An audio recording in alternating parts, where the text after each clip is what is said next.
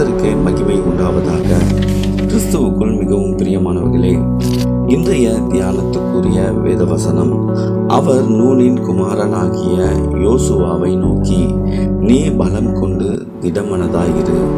இஸ்ரவேல் புத்திரருக்கு நான் ஆணையிட்டு கொடுத்த தேசத்தில் நீ அவர்களை நடத்தி கொண்டு போவாய். நான் உன்னோடு இருப்பேன் என்று கட்டளையிட்டார். ஆம், எனக்கு அன்பானவர்களே, கர்த்தர் யோசுவாவோடு இருந்ததினால், யோசுவா கர்த்தருடைய கட்டளைக்கு கீழ்ப்படிந்ததினால் வாக்கு கொடுக்கப்பட்ட கானான் தேசத்தை யோசுவா இஸ்ரவேல் மக்களுக்கு பங்கிட்டு கொடுத்தார்.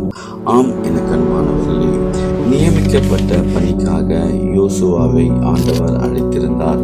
அவர் உங்களையும் அழைத்திருக்கிறார். உங்களுக்கும் நியமிக்கப்பட்ட பணியை கொடுத்திருக்கிறார்.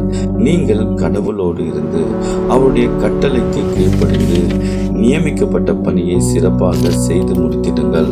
ஆம், எனக்கு அன்பானவர்களே, அவர் எல்லா சூழ்நிலையிலும் உங்களோடு இருந்து உங்களை வழிநடத்தி தப்புவிப்பார்.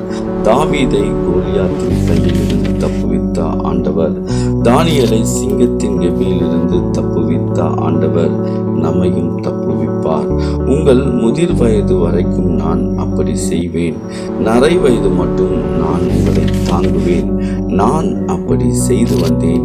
இனிமேலும் நான் ஏந்துவேன், நான் சுமப்பேன், தப்புவிப்பேன் என்கிறார்.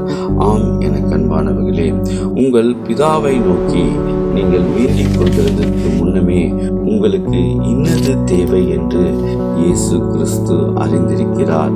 உங்கள் தானிக்கு மேலாக நீங்கள் சோதிக்கப்படுகிறதற்கு அவர் இடம் கொடாமல் சோதனையை தாங்கத்தக்கதாக சோதனையோடு கூட அதற்கு தப்பும்படியான வழியையும் உண்டாக்குவார். கிறிஸ்து இயேசுவுக்கே மகிமை உண்டாவதாக. ஆமீன், ஆமீன்.